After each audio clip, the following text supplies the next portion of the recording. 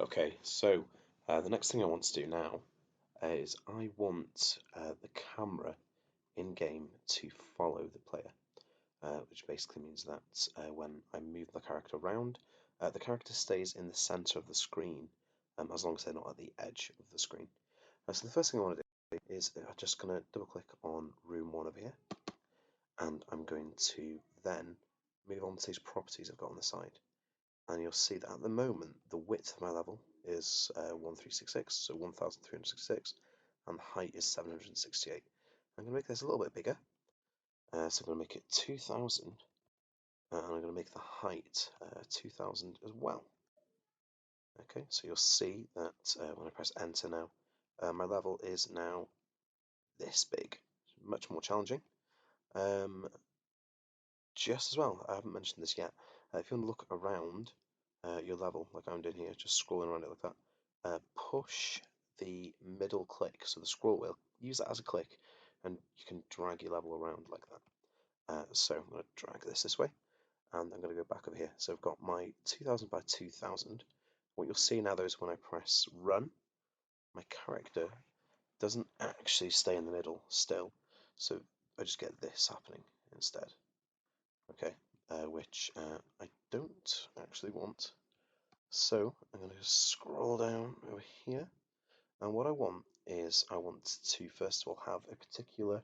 What you saw there was that the window just became 2000 pixels by 2000 pixels, which isn't great because that's not going to work for every level. So I'm just close that for now. I'm going to go to this bit here that says enable viewports. Okay, what this does is it allows us to sort of have a particular window, a particular frame or section of the screen that we look at our game from. So I'm going to go to enable viewports, take that, and I'm going to select, you might have to open this, so viewport 0, I'm going to click the arrow next to that, and I'm going to make viewport 0 visible. And you'll see now that this is my viewport, because this is the window I'm looking into the game from. So if I run this now, you'll see that the window should open a reasonable size, but again, the camera's not following my player.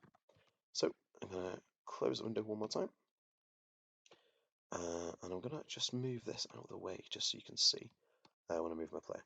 So I'm going to scroll down over here, back to the properties for room 1, scroll down a bit, and I am going to want to keep these the same, so just keep those at what they're at, the sort of default numbers.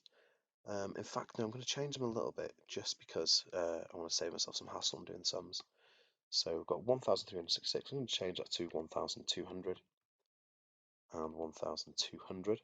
So that's the size of the camera essentially. I'm going to change the viewport property. Oh no, sorry, not 1200, 600, sorry.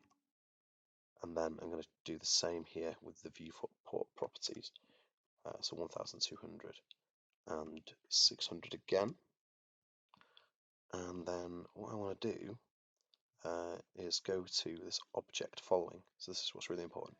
So if I click on this, I can then go to my objects and select the player.